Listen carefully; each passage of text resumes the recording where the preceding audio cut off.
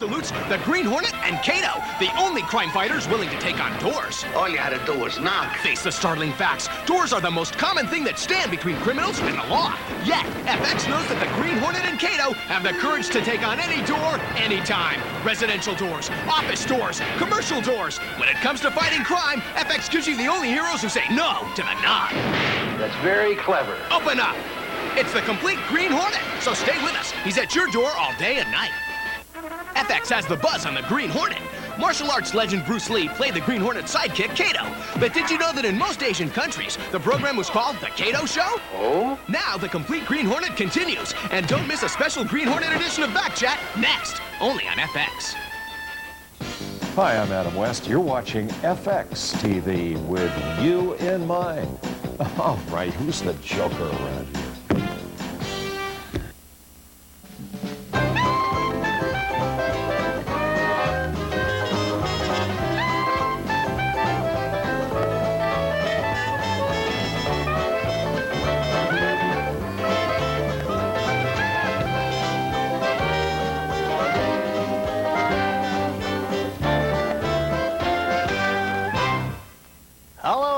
And welcome to our special Green Hornet edition of Backchat. We're coming at you a little earlier than usual. This will re-air later tonight in our regular time slot. If you just joined us all day long, we've been showing nothing but Green Hornet. We're going to show every episode by the end of the night. And today's Backchat then is dedicated to that. So all the questions you've been sending in, we're going to answer. We have a lot of surprises coming your way. In fact, we have some rare footage from Bruce Lee's Green Hornet screen test. So turn on the VCR. I highly recommend it. A lot of other surprises too, and get ready for a Green Hornet special. We're going to start off with some comments and questions from viewers about the Green Hornet. Richard B. Green of Tennessee writes, "The Green Hornet hasn't been seen in my area since I was 9 years old. Back then, the program, and Kato in particular, inspired me to one day learn the martial arts. I had to wait until I was 16.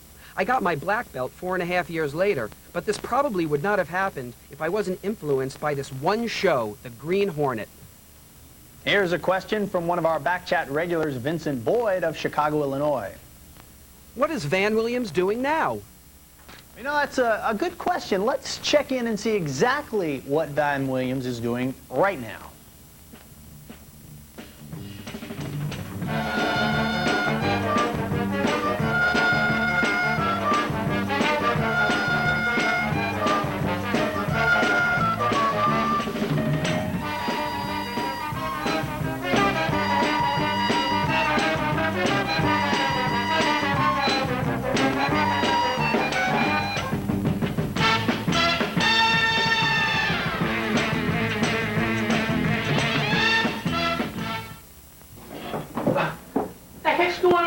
Kato? I was taking care of some guys from Nickelodeon.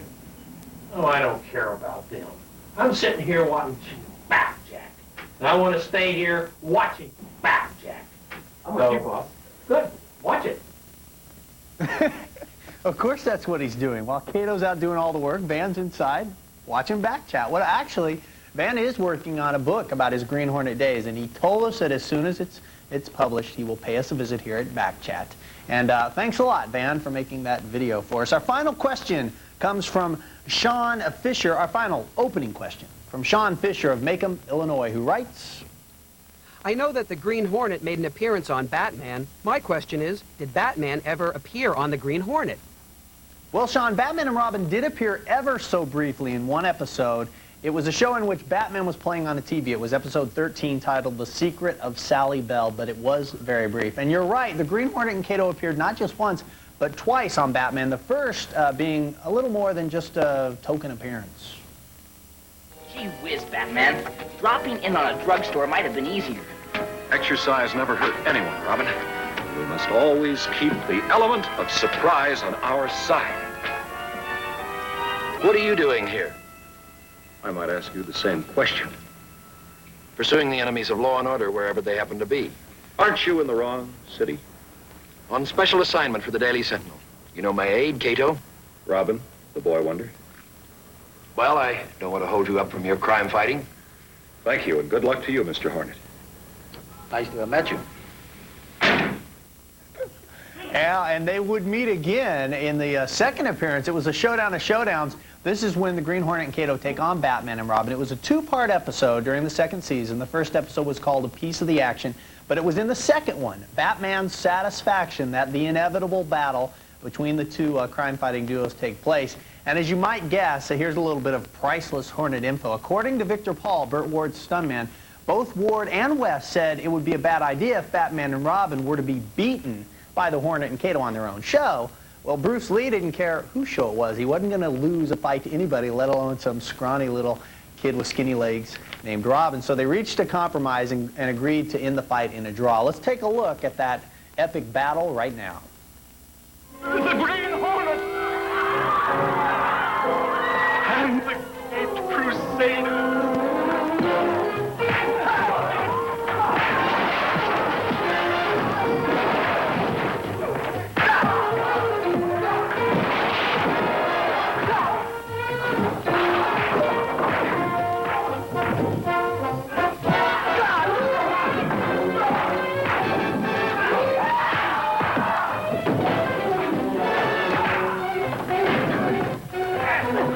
It's a good thing those guys are on our side, even though they don't know it. Great stuff. If you have something you'd like to tell us about FX or any of our programming, we always want to hear from you, whether it's Green Hornet Day or not, and it's easy to contact us. Here are the numbers, 212-802-4102, or you can fax us, 212-802-4205. And if you like, try us on email, the internet, at the following address. It's backchat@delphi.com. Still to come on Backchat, we're going to take a look at some rare footage. That is Bruce Lee's original screen test from the Green Hornet. Coming up next, we're going to take a look at the early history of the Hornet with a very special guest. Join us when we return after this.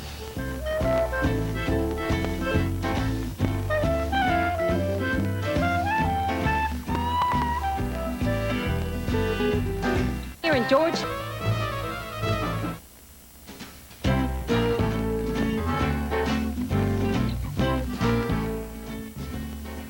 Getting a view from down the hallway, I'm Jeff Probst. Welcome back to our special Green Hornet edition of Backchat. In a moment, we're going to get started with the history of the Hornet block. But first, as we always do, it's time for a visual of the day. This was sent in to us today from Jeff Van Houten of McMinnville, Oregon. Take a look at this. Thank you, Don. It's a Green Hornet logo incorporated into Jeff's great letter, and it's a letter all about the Green Hornet. Very nice work, Jeff. And now, David Siegel, please tell Jeff what his artwork has won. Jeff, your Green Hornet logo is going on a dream cruise to the Big Spud State. That's right, we'll pick up the tab as your logo sails on out to none other than the Green Hornet himself, Mr. Van Williams, who makes his home in Idaho. With the world's largest stands of white pine trees and the world's largest reserves of phosphate, Idaho enjoys outstanding natural beauty, including Hell's Canyon, which is actually deeper than the Grand Canyon. We'll ask Van Williams to take a photo or a video of himself with your logo. And when we receive it, we'll show it off to the entire FX universe, right here on Backchat. Back to you, Jeff. Nice job, Frankie. If you have some artwork, a photo, a postcard, or even a videotape you think might be a good candidate for our visual of the day, pack it up and send it to this address. It's Backchat, P.O. Box 837, Madison Square Station, New York, New York, 10159-0837. And now we're going to get started with a block of the early history of the Green Hornet. This is way back before it was a television show. We'll dive right in with this question from Henry Park of Van Nuys, California. Excited to hear FX will be doing a Green Hornet marathon. Where did the Green Hornet come from anyway? Radio, the pulps, or what? And is it true that Gordon Jones, who was Mike the Cop on the Abbott and Costello show, played the Hornet in a movie? Well, it started on radio, as you guessed, back in 1936 on WXYZ, and it sounded a lot like this.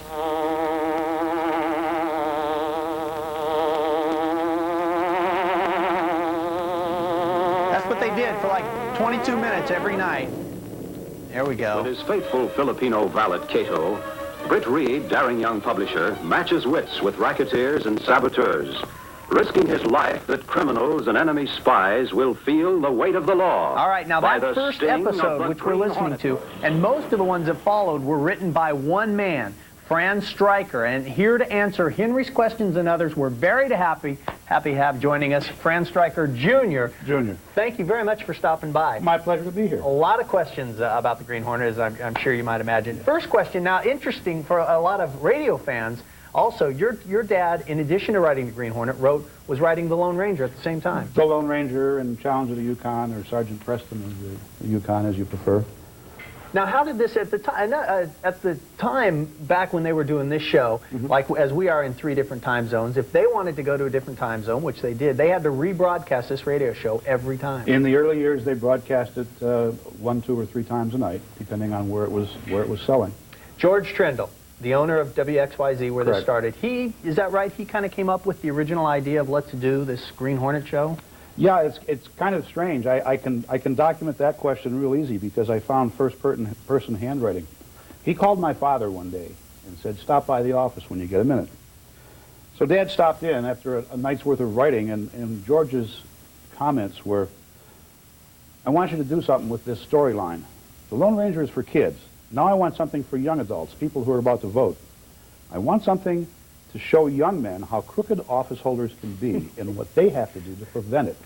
And I thought, now that's strange. You know, way back in '36 to think about crooked office holders, we thought it was a modern phenomenon. And there's a real relationship, I guess, between some of the characters' names and the Lone Ranger and the story itself. Very similar. Well, in conceiving the story, it seemed, a couple things seemed obvious to my dad, and Trundle and Company bought it. One, if he's going to flush out crooked office holders, he ought to be a publisher, because newspaper publishers and politicians typically are always either in each other's pockets or at each other's back. And the most unique twist, I think, was having the Green Hornet named Brett Reed. Now, speaking of names, is a descendant, of course, of John Reed, who was the Lone Ranger, so we've got kind of a generation. We got a couple of questions I wanted to ask you. Jeff Zimmer, Panorama City, California, says, "I think the Hornet is really cool. Could you tell me where he came up with his name and identity?" That's a question we get here all the time. Well, while Dad was working on the storyline, the executives at WXYZ were trying to think of a name for the program. And I wasn't there, of course, but I believe the Hornet was an idea, and then as there is a Lone Ranger, they needed something to go along with the Hornet, and they came up with Green. And it's been reported, and I suspect it's probably true, that George Trendle thought a Green Hornet would be appropriate because they get the meanest and angriest, and they're most likely to sting you when you're bad. Now, Kato, how did they know, somebody wrote in there, in fact, Brittany Wallace was asking, how did they know who to ask? Because if you asked the wrong guy and he said, "No, I don't want to do it," then he would know the identity of the Green Hornet. So how did Kato come about? Well, Kato was a necessity of radio theatrics. They learned early on in the Lone Ranger that the Lone Ranger couldn't be alone because he has nothing to talk to but his horse. So in program 11 of the Lone Ranger, along came Kato, who was his faithful companion. And they really cloned the Lone Ranger concept into a new generation to come up with the Green Hornet. So as the Lone Ranger had a sidekick, so did the Green Hornet. What did Kato bring to the party?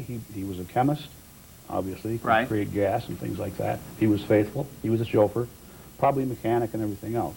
Now, a lot of this information you've written, we've got a couple of books here. Now, the first one, just briefly tell us his typewriter grew spurs, a biography about your dad, the writer. Let me show this over here. I'll go over here.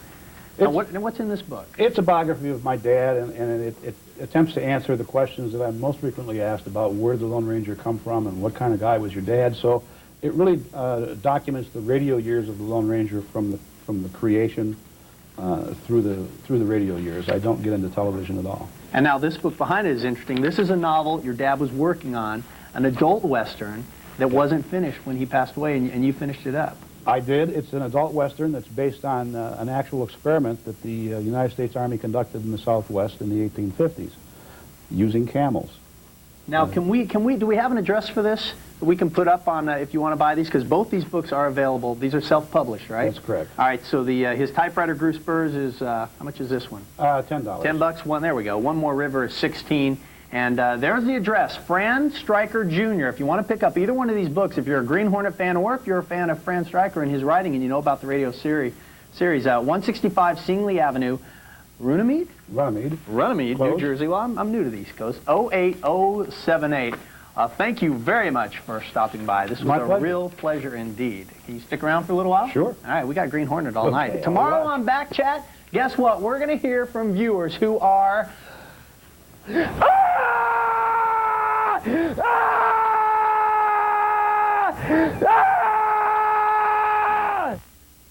See, they get mad even when you give them Green Hornet. And up next, Bruce Lee, as you've never seen him before. We're going to check out his 1966 screen test. This is great stuff.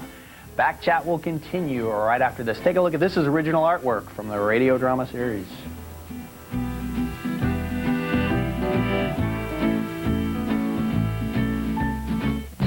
This is Back Chat. Hi, and welcome back to Back Chat, the show for viewers who have something to say about FX.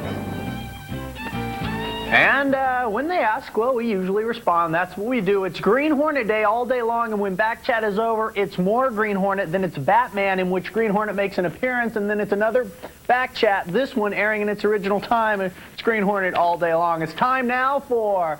Let me answer. We begin with Larry Norton from Monroe, North Carolina. He's a big fan of the Green Hornet on FX, in spite of the fact he doesn't even get FX on his cable system. Larry's letter explains. While growing up in North Carolina in the mid-'60s, I always got to see the Green Hornet. I live in a small town without FX on its cable programming.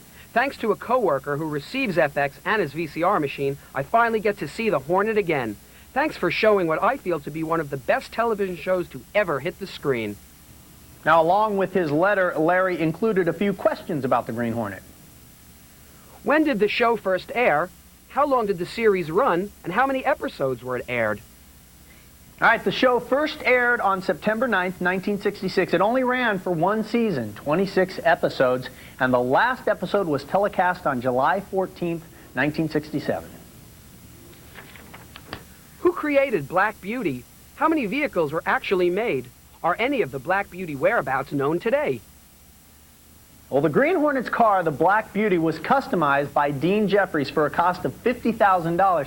And you think about it, at that time, that was a lot of money, and the car had all kinds of accessories. It was a 1966 Chrysler Crown Imperial. It had rockets and lasers and knockout gas. It had I think it had a video camera that could see for 4 miles, all sorts of stuff. And of course, last but far from least, it had green headlights. There was only one of them constructed, and it's owned by a guy named J.R. Goodman, who lives out in California. He's a friend and a business associate of Van Williams. What's the significance behind the V194 license plate?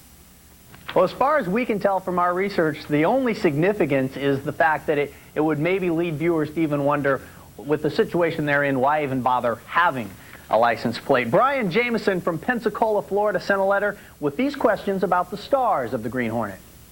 How old was Bruce Lee when he did the Green Hornet? And how old was Van Williams? All right, they were both in the prime of their youth. Van Williams was 32, Bruce Lee was just 26. Now, we showed you a little of Van Williams, what he's doing today, but right now we're going to give you something you've probably never seen before. This is Bruce Lee's original screen test. This is the thing that got him the role of Kato. Let's roll that tape. My last name is Lee, Bruce Lee. I was born in San Francisco in 1940. I'm 24 right now. And you worked in motion pictures in Hong Kong? Yes, since I was around 6 years old. And when did you leave Hong Kong? 1959, when I was 18. I see. Now look over to me, Bruce, as we talk. I understand you just had a baby boy? Yeah. And you've lost a little sleep over it, have you? 3 nights. And tell the crew what time they shoot the pictures in Hong Kong. Well, it's mostly in the morning because... So this is his original interview when they were first talking to him of whether or not he'd be right for the role. People there, and so every time when they have picture, it's mostly, say, around 12 a.m. to 5 a.m. in the morning. Show us some... All right, now he's going to demonstrate some of his moves. Well, it's hard to show it alone, but I will try to do my best. All right, maybe one of the fellows will walk in. Yeah, it would be... I don't know if you can hear that off-camera voice. They're going to bring in one of their sound men. Check this guy out. He's a great straight man. Although accidents do happen, but, you know, there are various kind of strikes. It depends on where you hit, then what weapon you will be using. To the eyes, you would use fingers. Don't worry. To the eyes. Oh, or straight at the face, from the waist, everything on. Now remember, this is not a great camera angle. Here they're going to adjust him. Here we go, and check this out. And then there is band arm strike, using the waist again into a back fist. Go down. Let's have Mr. Striker back up just a way. Bruce Lee is quick. Okay, go ahead. Continue. And then, of course, Kung Fu is very sneaky. You know, the Chinese, they always hit low. From high, go back to the ground. Now turn around the other way with you, Bruce. Okay. Yeah. And, Would you want him? Yes. These are just natural reactions. And remember, now he's going to show something. Bruce Lee was a virtual unknown at this point. Nobody knew who he was. He's going to show us a couple of moves by himself now. Monkey, a praying mantis. This is a crane form. Start off.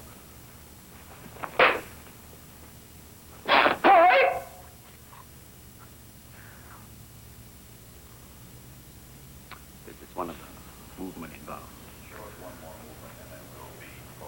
Okay, I'm glad to hear that. They're asking him to give him one more demonstration. They have the tiger that start like a tiger, using claw to claw the face, or the beak of the crane to the eyes move.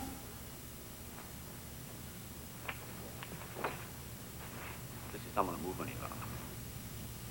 Boy, amazing stuff. Can you imagine these guys sitting there? They had to just be going, we've got him, we've got him, we've got our Kato. Great stuff. This is the original screen test, the stuff that landed Bruce Lee the role of Kato.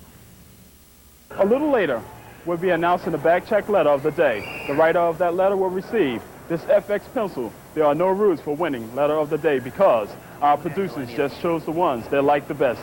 Okay? Have a good day. That's right. All you have to do is call us, leave a voicemail. Here are the phone numbers. Put them on the screen, Leslie. 212-802-4102. 212-802-4205. I got one kick for you. It's coming at you. Come on, give me a shot. All right, we'll be right back.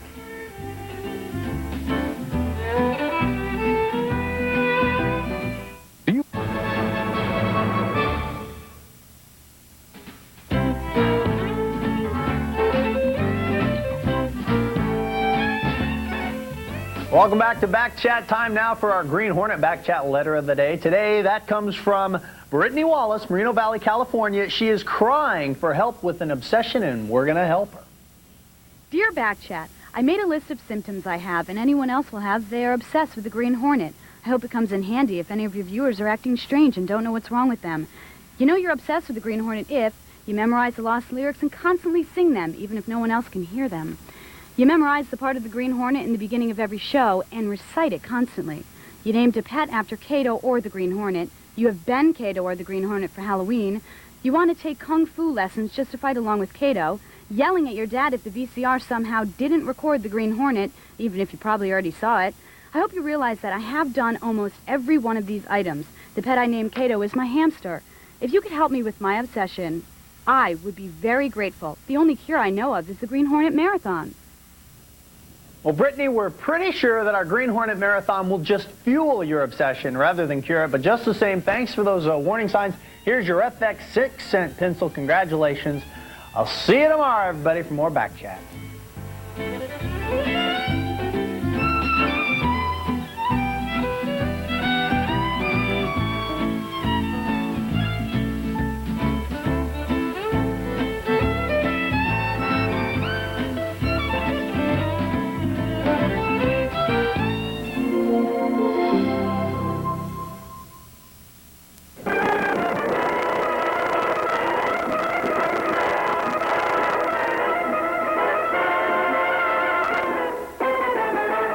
.30 will start Friday's buzzing with the Green Hornet.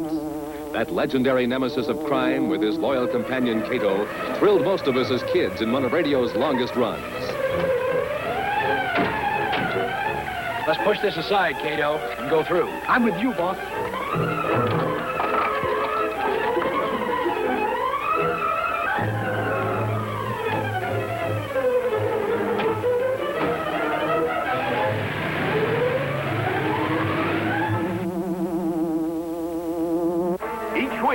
Ride with Kato and the Green Hornet on their relentless fight against crime.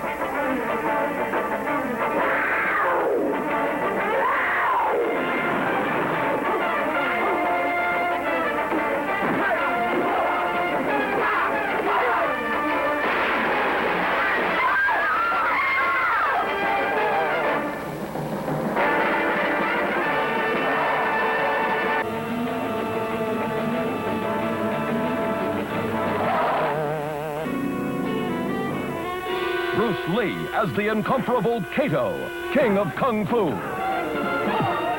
Van Williams as the Green Hornet. See him play the game of death.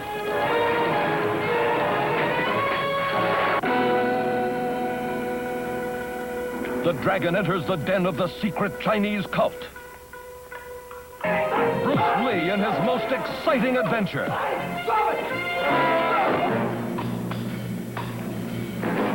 Kato, invincible against the terror of the Tong.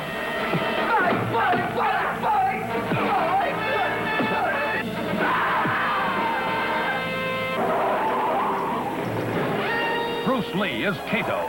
No one can stop him.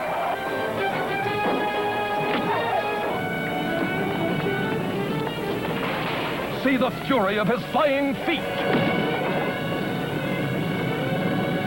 Bruce Lee, in his most famous role, battles the fanatical Lo Sing in a kung fu fight to the death.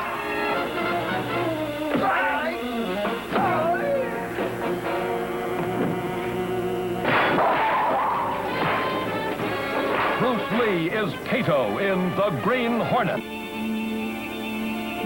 What the year was. F. Lee Bailey defended Dr. Sam Shepard on trial for murdering his wife.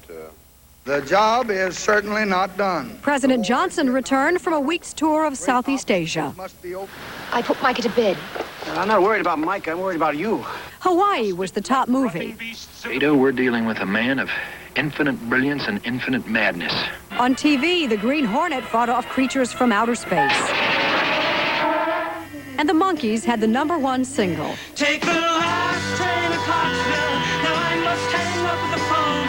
I can't hear you in this noisy railroad station. All alone, I'm feeling low. All right, what year was it? 1966, 1967, or 1968?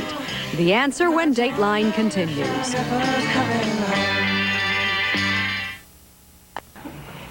All right. How you doing? Hi. Oh, boy. Do you collect these corgis? No, I collect a lot of Green Hornet and Bruce Lee memorabilia, and it happens to be... You just happened to find this? Well, I actually sent away for it. I had one when I was a kid, and I lost it. And oh, so it brought back some nice memories. yes. He collects the right stuff because this is one of the hottest items in the market today. Oh my God, look at the Is condition. the Green Hornet. This is a mint car in the box. I'm sure it has all the projectiles that come out of it. On the bottom. On the bottom of it. Underneath here, it would shoot out a little disc, and there's some stuff that it shoots out of the front. Actually, they give a little illustration of it here, of the bullets and the disc that flies out of the back. I'm glad you're sitting down. $750. $750. Let's make sure we have our decimal point in the right place. Not $7.50. It probably, I mean, these cars here are still going up in value. You don't find them in this shape in the box. They are very rare. You sent away for it and paid what? About $85. How long ago? About 10 years ago. Yeah. Wow. Good investment. Are you going to Not bad. agree? This is his field of expertise. This is... Great piece. You could certainly make a profit if you'd like to put it up for sale. I think I'm going to hold on to it. Yeah, you've got a lot of sentimental attachment to it from your childhood. Thank you so much for being here. Thank you.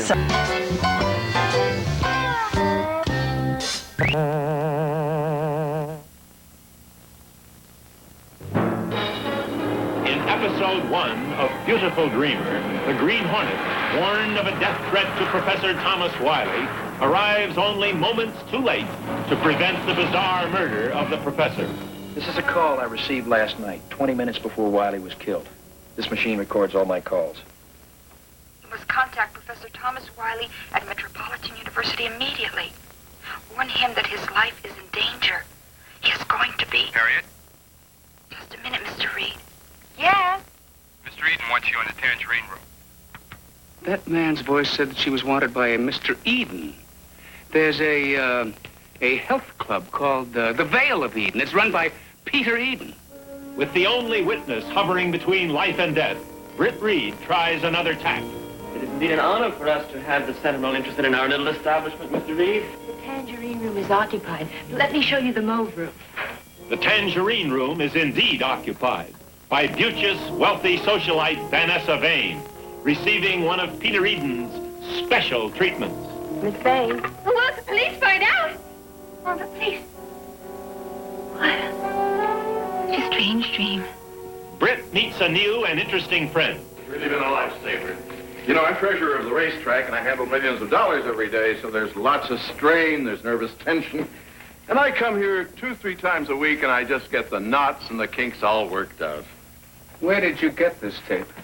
The Veil of Eden. Veil of Eden? Somehow Eden got a hold of Professor Wiley's technique and is using it for his own purposes. Frank, I think you'll find that Harvey Wicks, George Foster Matson, Desmond Oliver, and Vanessa Vane all have something in common. They're all patrons of the Veil of Eden. And Peter Eden programmed them to commit these crimes for his own benefit. Miss Case, how was it at the Veil of Eden? Just fine.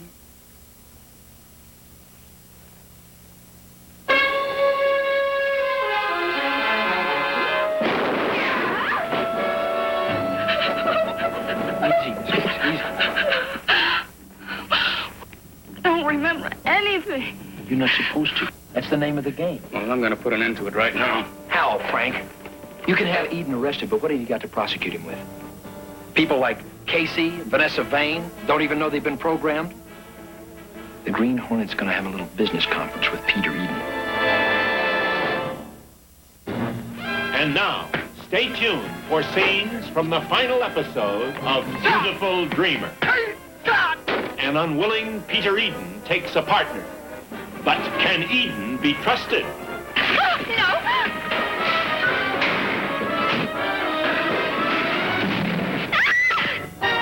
And $750,000 becomes the stake in a life or death race. Be sure to join us for the final episode of Beautiful Dreamer.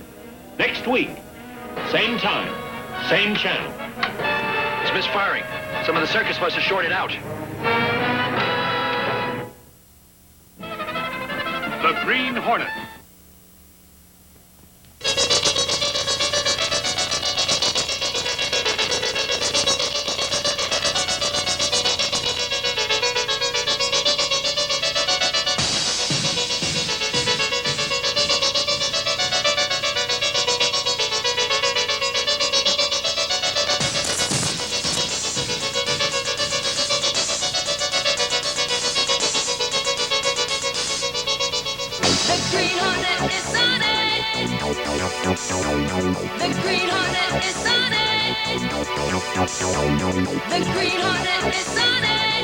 Very interesting surprise here. You know, today is a very special day on FX because, as you know, the Green Hornet runs on weekends. Well, I have with me now the premier Green Hornet memorabilia collector of all time, J.R. Goodman. J.R., thanks for having us, man. Thank you. Now, when the average guy looks at your collection, he says, well, that's nice, but it doesn't necessarily look that extensive. Well, a lot of people think that, but this is 75% of what is actually available from the Green Hornet TV show is in memorabilia stuff. So this is actually pretty rare and valuable. Very rare, very valuable because they only did 26 episodes of the show, and a lot of people didn't get their licensing agreement in, and this is all there is.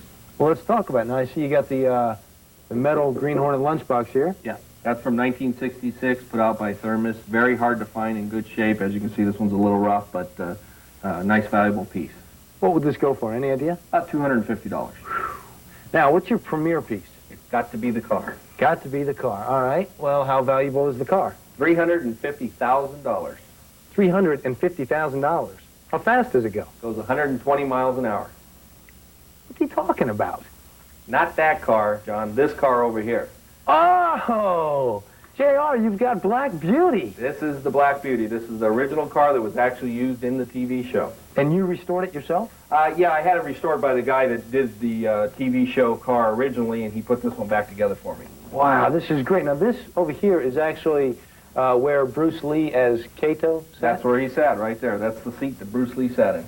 Wow, now, do you ever talk to the Green Hornet, Van Williams? Yes, I do. In fact, would you like to talk to him now? Yeah. Okay. Hey, ho! Oh, it's the Green Hornet. Hey, how are you? Nice to see you. Doing a little reminiscing around here? Absolutely. Yeah. Man, this looks great. Oh, yeah, great car. Great Wait, car. you know, Van, I'm sure that, speaking of the car, you probably know a lot about it. Can we take a look at some of the gizmos and gadgets? Sure. Come around here in the back. Take a look Show at you a bunch of the stuff that it does. Here you got a TV scanner. This was on kind of an auto gyro type of deal. It would come out, fly up in the air, and I had a monitor inside. This was a TV camera, had a monitor inside. You'd go 400 or 500 feet, track somebody across the streets or, you know, away from the car. Then you had here, you had the gas gun or the, what we call the grease gun or oil gun that sprayed oil out. You could either get them with the gas or you could get them with the oil, make them spin out and everything else. Then you had the rockets, 2 banks of rockets here. They would fire the rockets out the back or you could fire them out the front. Heck of a deal. Did you have a lot of fun working on the show? It seems like a lot of fun. Yeah, we had a lot of fun. Bruce and I were we were really good friends, and we would joke around. And most of the show was stunts, so we did most of our own stunts and had a ball. Yeah. Speaking of stunts, this has one more gizmo here in the back, right? Yeah, in the back you have these things called the rams. These rams would come out, and big brackets would come up and grip them, and then the whole thing would flip over, whether we wanted to use the Black Beauty or whether we wanted to use my regular car, the personal car, which was a convertible. Well, let's take a look at that in action. You want to? Yeah, we got some film on it over here. Speaking of film, how do you feel when you watch the old Green Hornet episodes? Yeah, it makes me feel good. I think the production values in this show are as good as anything that's on right now, and they got a real loyal fan following, and these people are just great. They know as much about the show, if not more, a heck of a lot more usually than I do. And the kicker is you're still in law enforcement today, huh? Right. Still work with the Sheriff's Department. I've been with him for 24 years, working patrol and mountain rescue, and still do a lot of work with him. Dan, Green Hornet, hey, thanks for coming out. Sure thing. Thank you. Real honor. And JR, thanks for having us. Thank you for having me. This has been the best. All right. And if you want to see more of Van and more of the car, make sure you check out FX on Saturdays and Sundays at 5:30 and also at 12 midnight. What fun. Imagine having a car like that in your house that does everything. Just push the buttons. Oh, I love that. Great segment. Great segment. Great.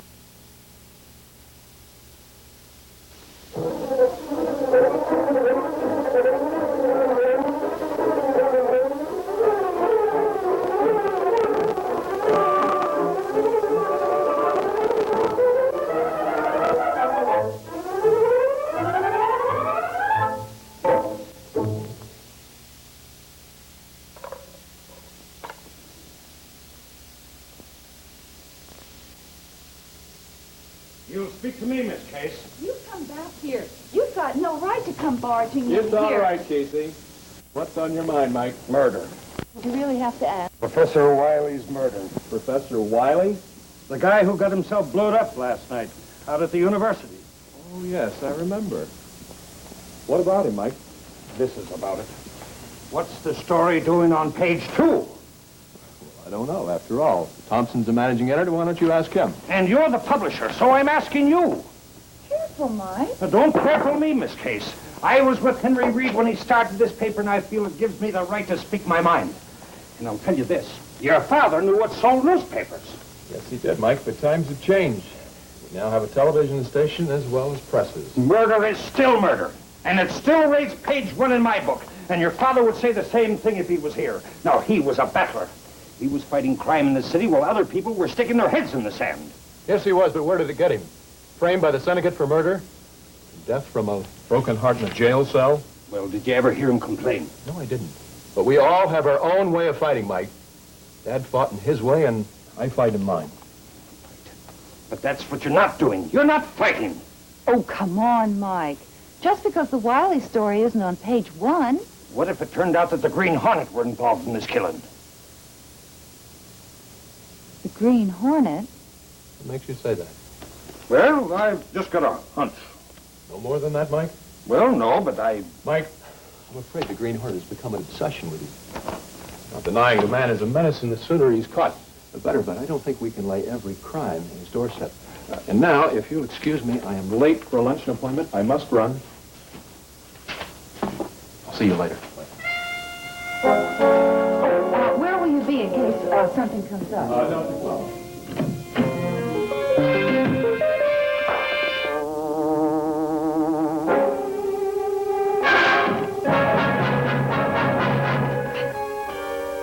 No need for panic, Mr. Smith.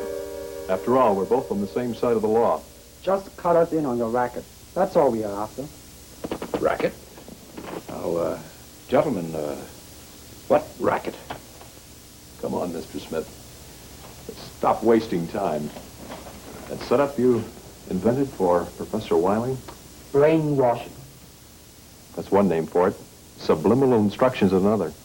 But instead of teaching people French in their sleep, you had the idea of mixing other forms of instructions in with music. Like orders for very bad stock market transactions? Bad for them, but good for you. Very inventive. When things started to go sour, you even hypnotized him into committing murder. Take Peter Vane. Now, we just talked to him. The man's a zombie. He hasn't the slightest idea what you hypnotized him into doing. I don't know what you're talking about. If we're going to be partners, Mr. Smith, we mustn't keep secrets from one another. Everything on a table where we can all see it. Such as the killing of Wiley. You murdered him because he found out you were using his discovery and threatened to blow the whistle. Next, Jennings. Oh, Jennings. You think I killed Jennings, too? Not you, not directly. You had one of your zombies cut him out, throw off suspicion. It's getting late, boss. Give him the contract. Contract? Now, what contract? 50% of your take to us. Or else. Or else what? You go to the police? You? Not me. A man named Axford. He's a reporter for the Daily Sentinel. I've written him a complete account of your current activity. What? And a messenger is waiting to deliver it to Axford right now. In exactly 4 minutes, he'll be on his way. Unless he receives further instructions from me. Oh, you're bluffing. You'll find out, Smith.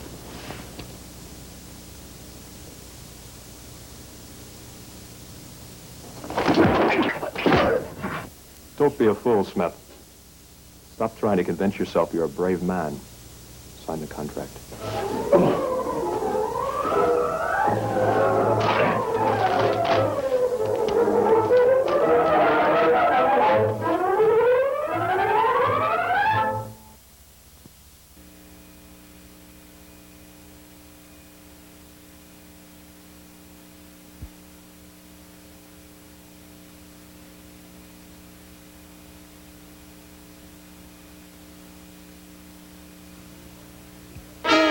What's this? Viewers turning off your station? Then have we got good news for you.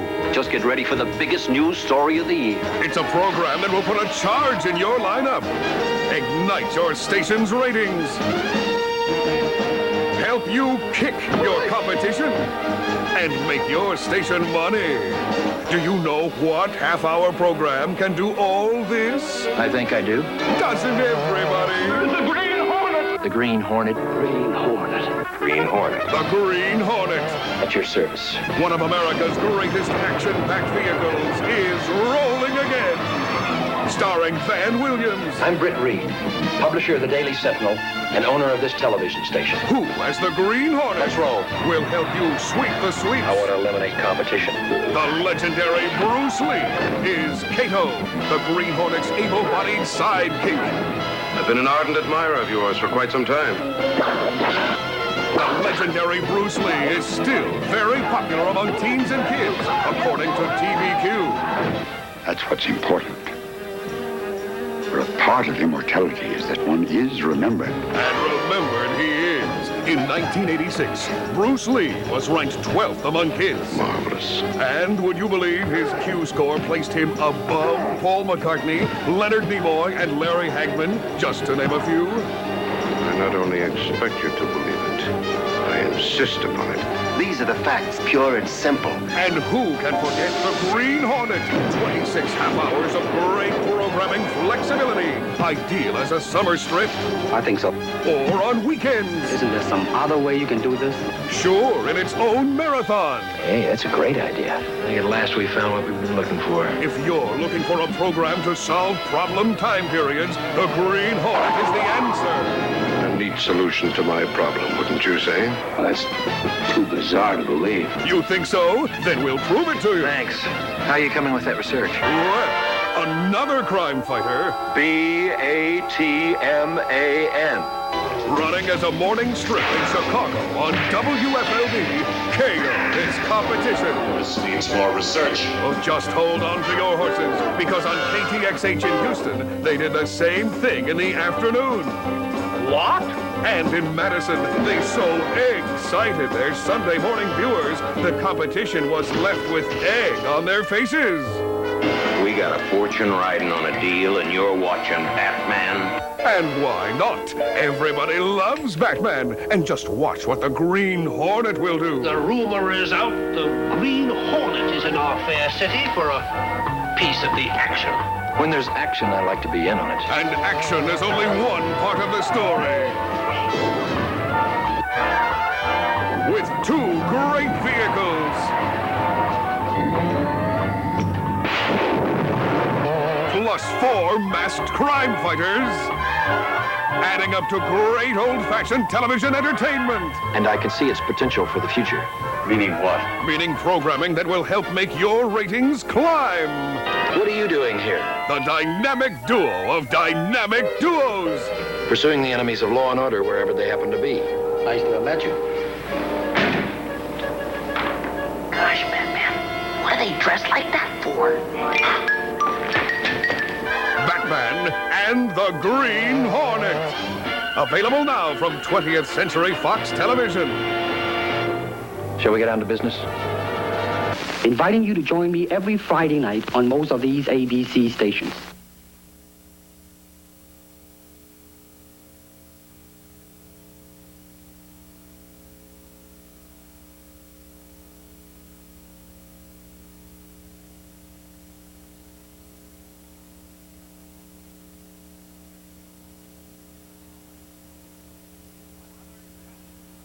Another challenge for the Green Hornet. His aide, Kato, and their rolling arsenal, the Black Beauty. On police records, a wanted criminal, the Green Hornet is really Britt Reed, owner-publisher of the Daily Sentinel. His dual identity known only to his secretary and to the district attorney. And now, to protect the rights and lives of decent citizens, rides the Green Hornet.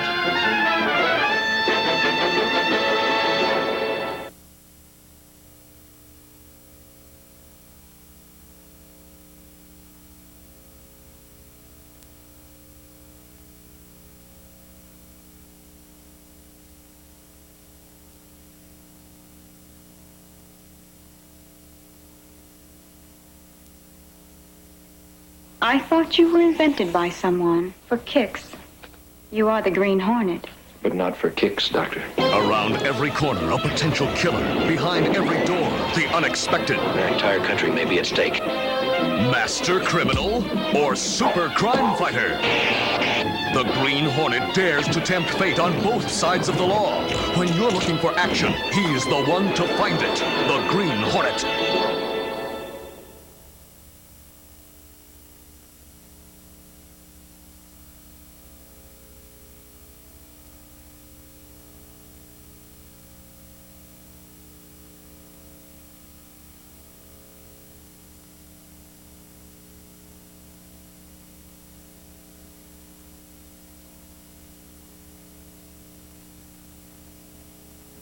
There are many legendary figures of evil in the Orient.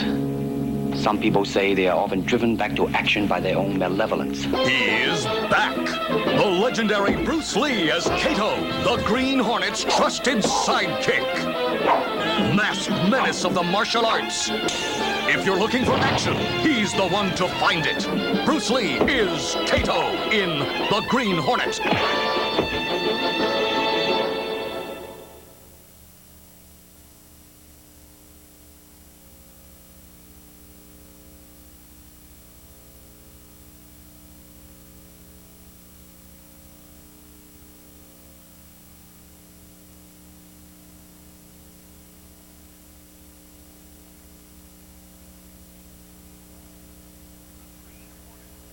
The Green Hornet. At your service.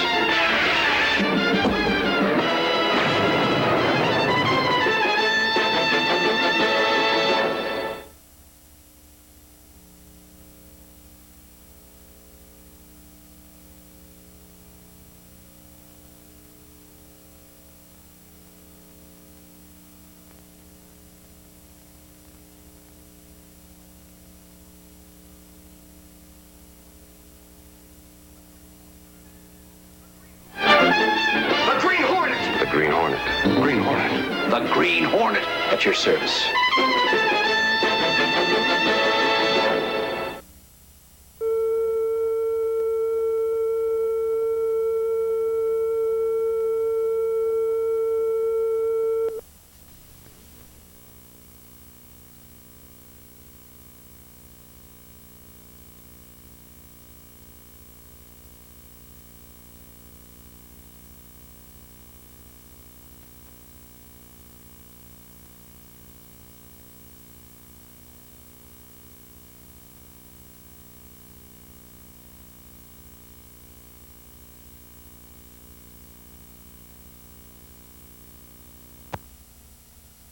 It's nice for us all to get together regularly.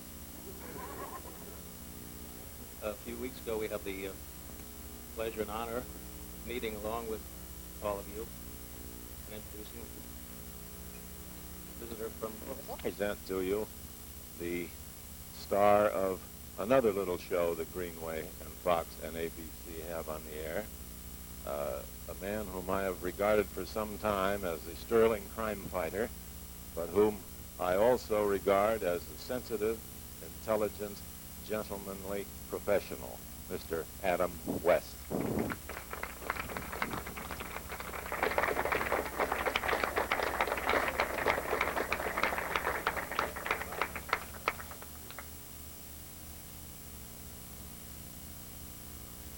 Sometimes known as Batman.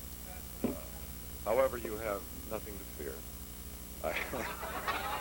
I assure you, if you're happy to introduce a gentleman who I imagine at this moment feels somewhat like a piece of freshly hewn statuary in a park, waiting in the dark under a canvas, about to be snatched away.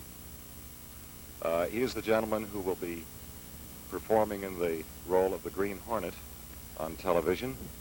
I also have the pleasure of introducing his Robin, Kato.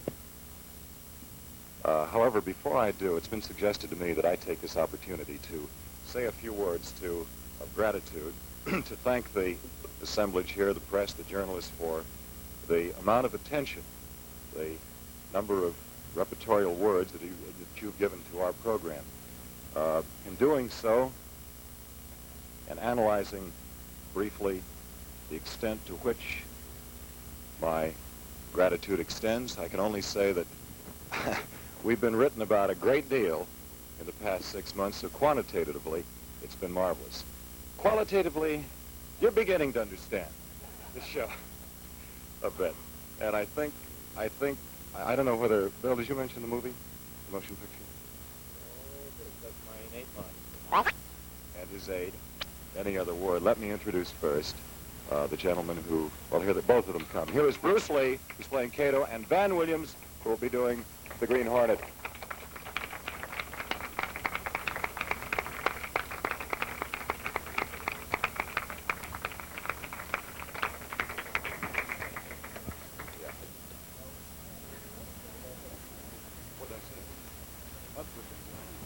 I don't know what you're about to do.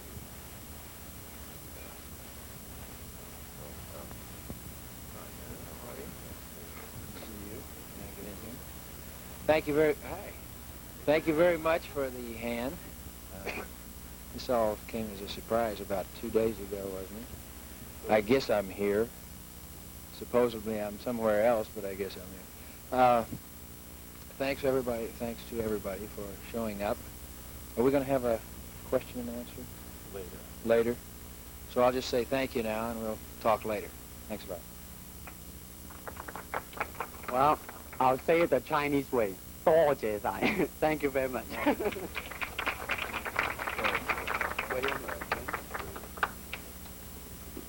Well, I think everyone, Adam has to get back to work. So, any more pictures of the intrepid crime fighter, get to me. And that is what happens.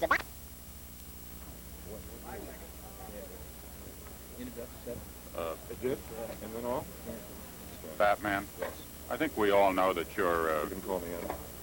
You're really Bruce Wayne, millionaire owner of stately Wayne Mansion. And Pravda, the Russian newspaper, has accused you of being a representative of U.S. millionaires. Do you have any answer to this? No. Yes, I represent U.S. millions. However, I do not represent U.S. millionaires. Per se. Pravda? Is that hometown newspaper? True. Yes. I presume that anyone who carries the cape of freedom would be accused, or some implied accusation might be made of this nature. Negative. Mr. Hornet, you are a rich newspaper publisher. I presume you also come under this term of a running dog of U.S. capitalism. What do you have to say for yourself? Well, I agree with you. I protect the money interests in this country, and one thing I can say is we should be very proud of this country that you can make more money than the other guy if you want to. I think that's a real good thing that this country has to offer anybody. Anyone coming in, if they have the ability, they can do it.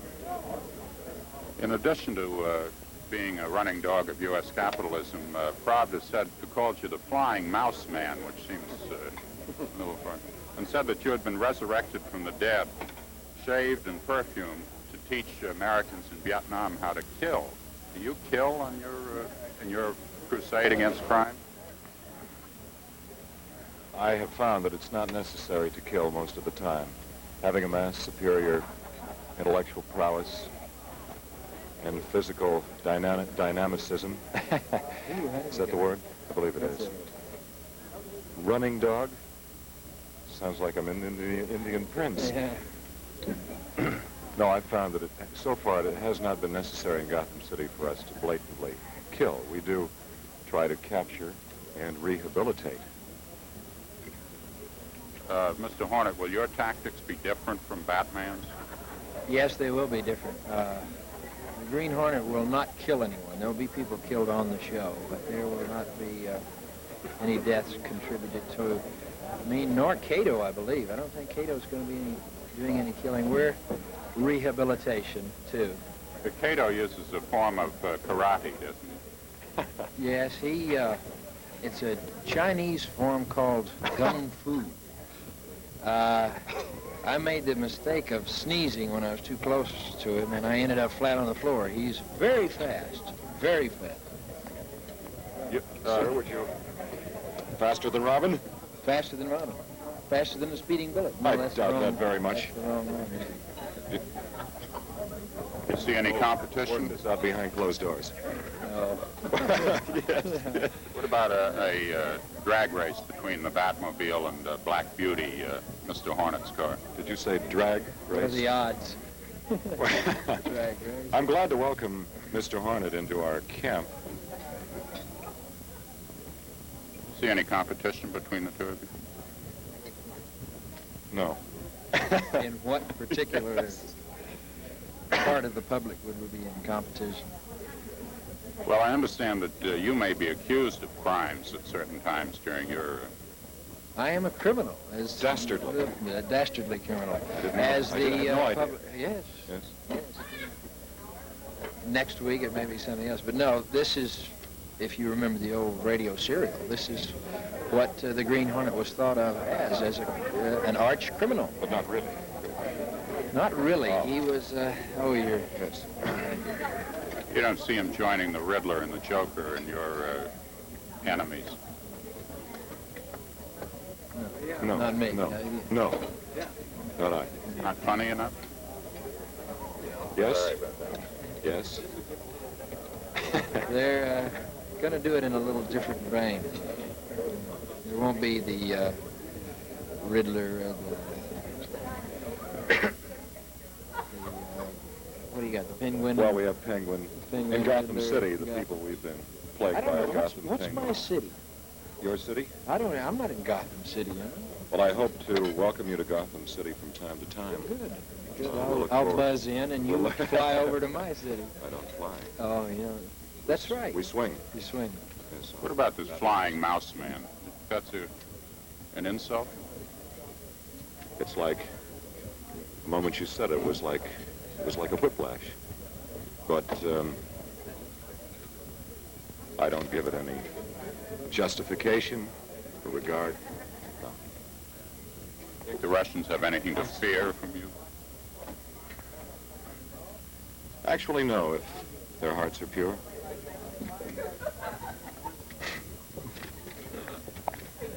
Adam, do you think your program has had any effect to curb crime among the young? Curb? Curb, right. My car? Your program. Oh. Yes, I feel at least that we've, in Gotham City, attempted to create and maintain a serious example for young people. I know that at one time I, as Batman, was criticized for the way I drive the Batmobile. I believe you came out to discuss this with me. I found it insensible because we use our flashing red light at all times. I'm a duly deputized agent of the law. I use the left and right turn indicator. I have a seat that's electrical that raises, lowers, driving tedium. No, I don't think we're a bad influence. You'll never see me smoking or drinking through the mask. Does it affect you personally to play a character like this on television? What do you think? Well, I'm asking. No.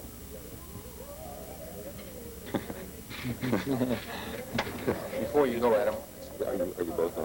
Are you both on? No, I'm on.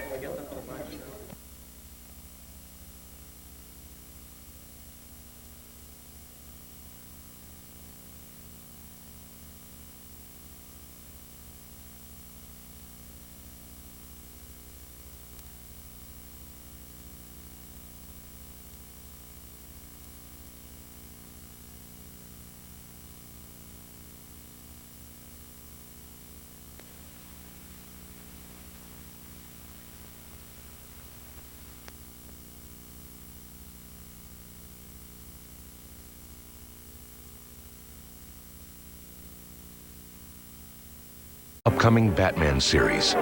Charlie Chan's #1 son was scrapped, although Dozier promised Bruce that he would keep him in mind for his next project, one based on a classic radio drama from the 1930s, The Green Hornet.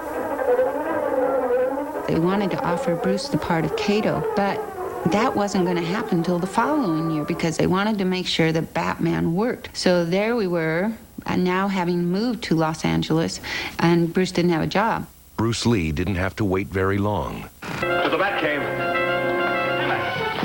Batman became a national phenomenon, and within weeks, Dozier began prepping the Green Hornet.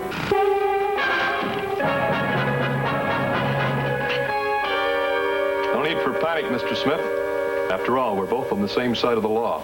Just cut us in on your racket. That's all we are after. Racket? It's getting late, boss. If we're going to be partners, Mr. Smith, we mustn't keep secrets from one another. Everything on a table where we can all see it. Impressed with Bruce's screen presence, if not his acting, ABC network executives accepted Dozier's choice of Lee as Kato, the crime-fighting chauffeur. And now, to protect the rights and lives of decent citizens, rides the Green Hornet. When the show premiered on Friday, September 9th, 1966, Bruce Lee leapt onto the screen and into stardom. He went from being a martial arts instructor to someone that everybody watched in prime time in North America. No one had ever seen anything like that. Soon the fan mail Bruce was receiving was outpulling that of the star. Starring in the role of millionaire newspaper publisher Britt Reed, alias the Green Hornet, was a dashing all-American heartthrob named Van Williams. No more tricks, Carly. I'm here to talk business. The thing that impressed me about him then is, as always, was his intensity. You know, he was very, very intense. You know, if we ever meet up with that masked Kung Fu man again, I want him. But a very nice gentleman. Take it easy, miss. We won't hurt you. From that moment on, Bruce and I kind of started working on a friendship all through the series. After years of financial insecurity, Bruce was now a regular in a network TV series. And although his role was secondary to that of Van Williams, he was determined not to play Kato as a subordinate. He didn't want any chopsocky or pigtail or bowing and scraping and that kind of thing, the way that Chinese had been portrayed. So that was his rule, that he would not do any roles demeaning to the Chinese culture. A perfectionist, Bruce worked hard to make his fight scenes as authentic as possible. Kung Fu is Kung Fu. Start child's play. He soon learned the compromises required when filming for television.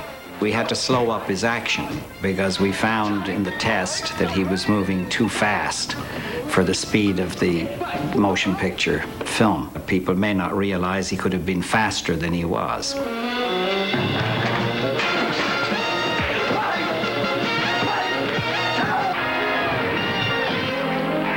Never as campy or colorful as their caped counterparts, Holy uncanny photographic mental processes. the Green Hornet and Kato failed to catch on with primetime audiences.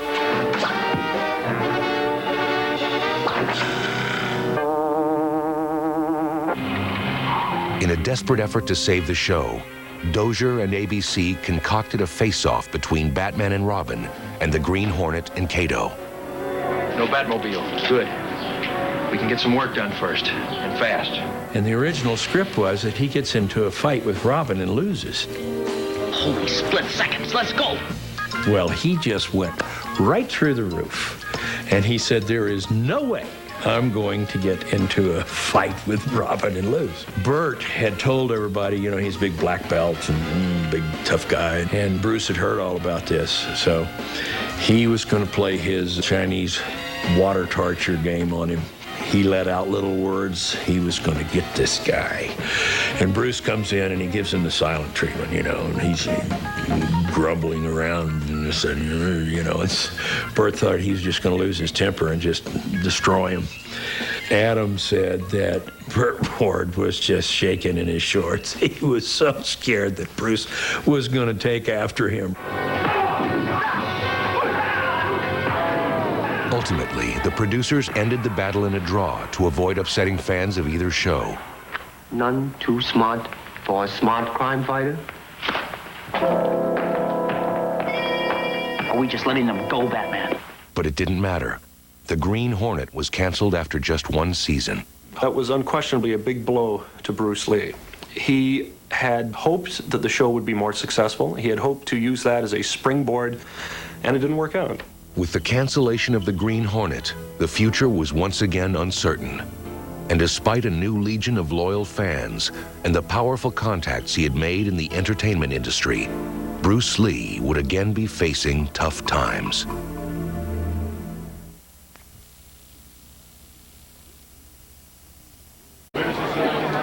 Kato was C-A-T-O, and he was a Japanese. World War II started, and he became a Korean as K-A-T-O. And then they didn't like the Koreans, so they made him a Filipino as K-A-T-O. But he was originally... K-A-T-O, Kato, is a very common Japanese name. Yeah. If you say Korean? Well... It's before as far as you know much history about it as I do, but after December 7th, because that was a very popular radio show, he became a Korean or just a Filipino. This guy told me today, there's some guy here that said, oh no, he knew it. He was with the U.S. Marshal Service, so he may know more than I do, you know. But anyway, he did because of the war, you know, he was no more Japanese. He was now Filipino or Korean, and then for sure, a little while later, he became a Filipino. Yeah. And remember what's the guy, the British guy that and had the Kato, and they used to run it.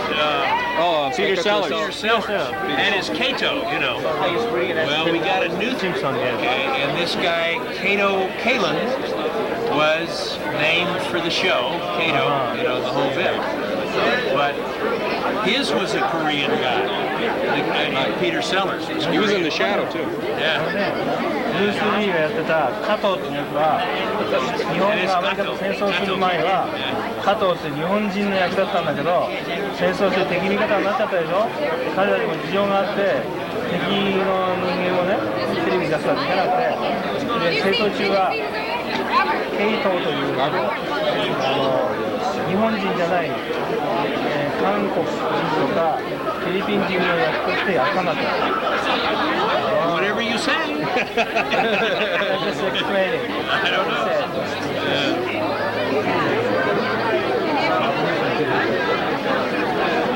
Bruce Lee. A lot of stuff with Bruce Lee. The book was Bruce. famous. It is. Bruce Lee. That's just before he died. Oh, yeah? Yeah. You got? Very sick, very sick, very sick kid. And here we were on the beach. Ah, what a Bruce Lee. Yeah.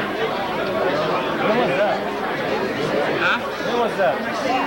1966. See, Bruce was lucky. He died, and he didn't get any older. I get older. Here's a card if you want to contact. Okay, thank you very much. I like your outfit. Thank you very much. See you. I've been over there a number of times to Japan. Good place. Bye-bye. You know, you made a comment a long time ago. George W. was on set. I guess he visited with you.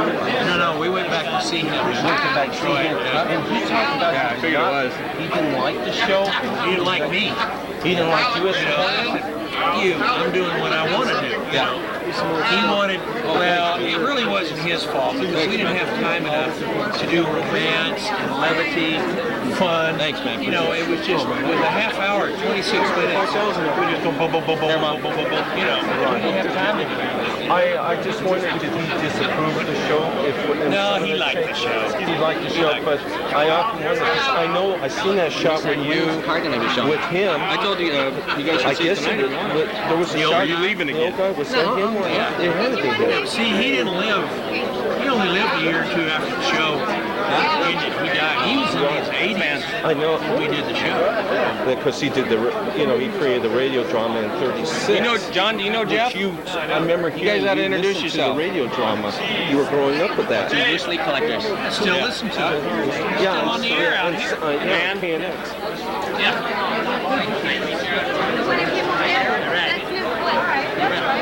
Okay. Who's next to get pictures? You haven't run out of footage. Did you get some pictures? Right. You gotta make up for the car. Yeah, right. What's that? That's his collection. Oh my God. There's also that one, number 9. What's he collecting? Yeah.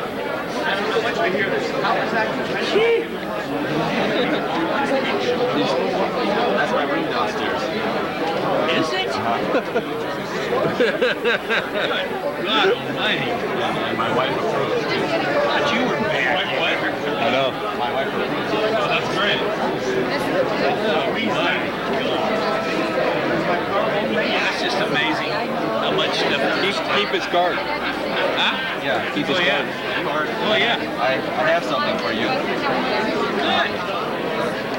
Always I like that.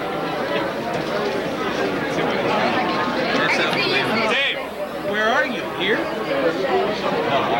I live in San Francisco. Is this in San Francisco? Yeah. This is the article that... Dave!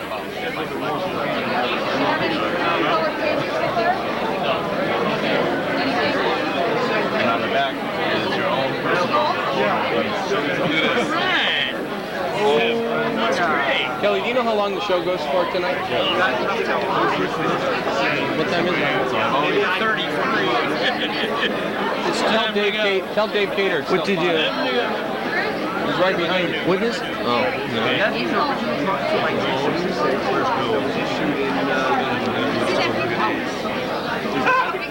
the largest piece. I have that one.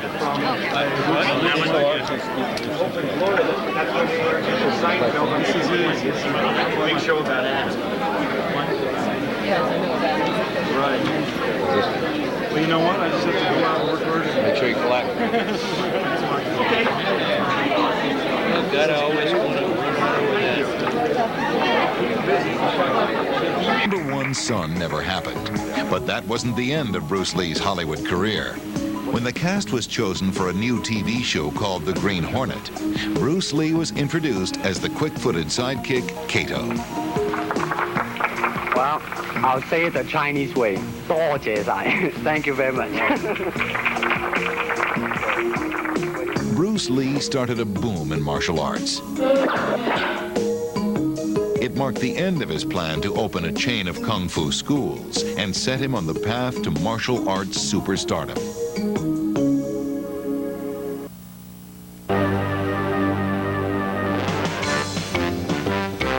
Green Hornet and his sidekick Kato blasted onto television in 1966. Every move the swift-footed Kato made was new to American audiences.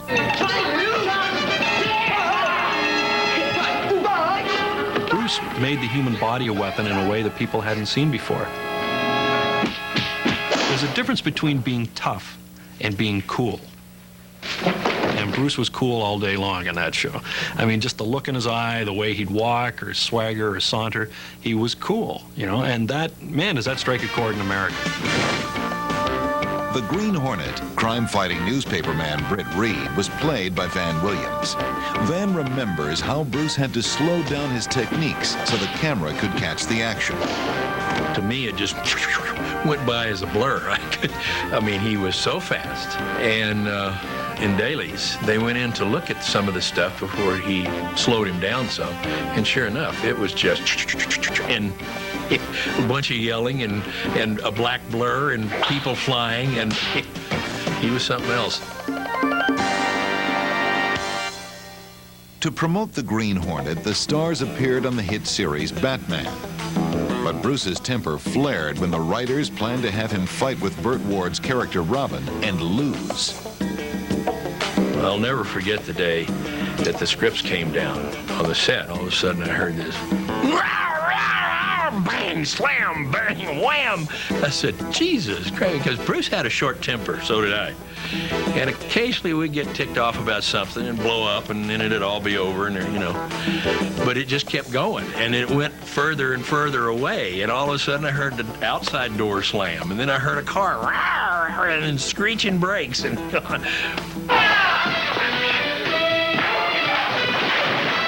It's a good thing those guys aren't in town every week. Burt Ward was trembling in his tights because Bruce had put out the word he was going to take down Robin for real. I tell you what, it's amazing that he didn't wet his pants. He might have his costume. But it was a very touchy situation there for a while. In the end, Bruce made a joke out of the non-brawl. The scene was shot without incident, and Robin and Kato fought to a draw. What do we have here? A Mexican standoff? But Kato and the Green Hornet could not win the ratings fight. The show lasted just one season. One day, early in the spring, Bruce came to me and said that he'd had a call from 20th Century Fox that they wanted him to come down and interview for possibly the position of Kato. So he said, what do you think? And I said, well, God, Bruce, I said, you got to go down. And so he went down there, and of course, the rest is history. The Green Hornet lasted for only one season, but other parts followed, and Lee was convinced